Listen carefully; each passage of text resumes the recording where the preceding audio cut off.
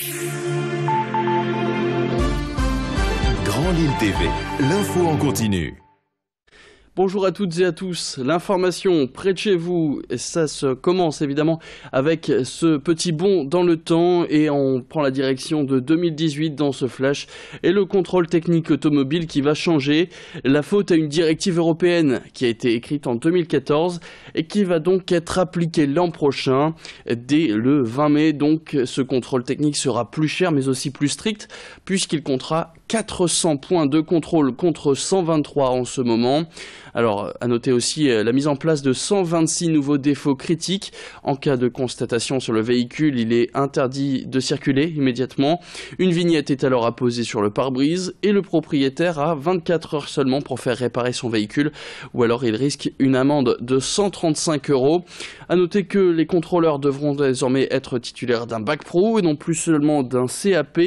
Des contrôleurs qui vont d'ailleurs suivre 35 heures de formation chacun pour être au point sur ces mises à jour. Bref, un contrôle plus cher et plus drastique comme ça a été expliqué à notre rédaction.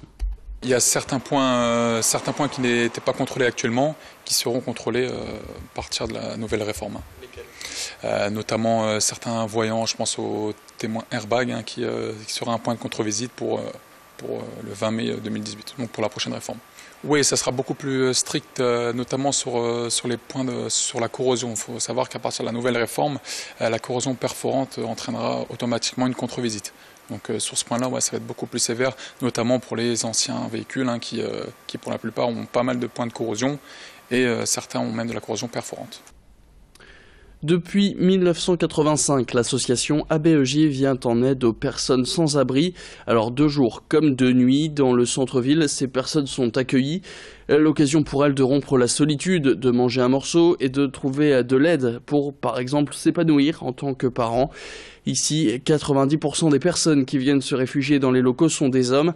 Et parmi eux, certains sont pères et n'ont pas l'occasion de voir leurs enfants dans des environnements propices à leur rencontre. L'association leur propose un accompagnement pour que les retrouvailles puissent se faire. Présentation par Clotilde Leguévac. Celle-ci, elle est sympa aussi, une petite photo de groupe. Exact. Théance et Rudy regardent les dernières photos de l'opération Préservons la planète Père, un projet mis en place par une association lilloise qui aide les sans-abri.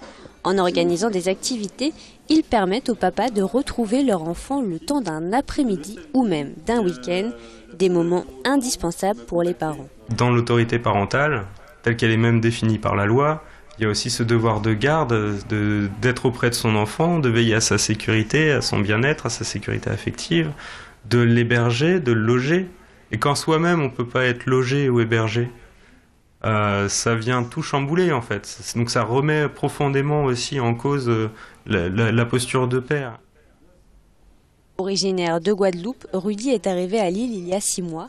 Le but, se rapprocher de ses enfants. Mais une fois dans la région, ce directeur commercial ne retrouve pas de travail. C'est donc une descente aux enfers qui commence. Il dort dans la rue ou dans le métro. Mais le plus dur, c'est de ne pas pouvoir subvenir aux besoins de ces 2 garçons. Vous les voyez la journée et tout. Mais il faut aller manger. Il faut aller au McDo, hein. Il faut aller au moins, je sais pas, n'importe quel des sucettes ou un truc. Vous ne pouvez pas le faire. Et voilà, c'est vraiment ce qui est le plus dur. Donc même si vous êtes collé avec eux, mais vous ne pouvez pas les voir. Convention Star Wars, exposition de Lego, week-end sur la côte. Toutes ces activités lui ont permis de rencontrer d'autres pères dans la même situation. Et c'est surtout un moyen de profiter quelques heures de ses enfants. Ça fait plaisir de voir un regard amoureux, quoi. Retrouver l'amour ou savoir vraiment que il n'y a pas que vous, en tant que père, qui donnez, mais aussi les enfants, ils vous redonnent autre chose. S'il faut dire un mot, allez, bonheur. Ouais. Le bonheur qu'on ne voit pas, qu'on ne connaît pas, qu'on ne ressent pas, mais qui est un tout, en fait. Tous les mois, l'association prévoit une animation et le programme de la prochaine sortie est déjà défini. Promenade et découverte de l'Open Museum, atelier de pratique artistique, réalisation de la recette du musée savoureux. Depuis 2014, c'est tout de même 22 pères et 39 enfants qui ont bénéficié de ce projet. Ah, bah, même y être, c'est génial, quoi. Et puis on parle maintenant cinéma. Peut-être êtes-vous allé voir l'un des blockbusters de cet été. Dunkerque truste le haut du classement en termes d'entrée au cinéma.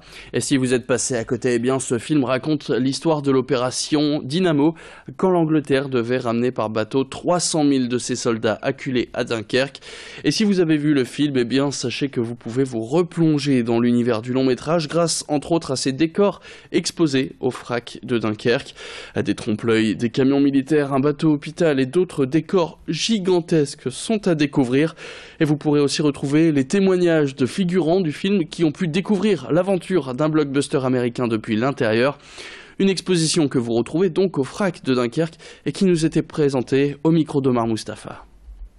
Autour du film de Dunkerque de Christopher Nolan. Le temps de découverte se fait en 3 temps. Un premier temps autour de l'opération Dynamo au cinéma, sur les écrans de 1942 à aujourd'hui.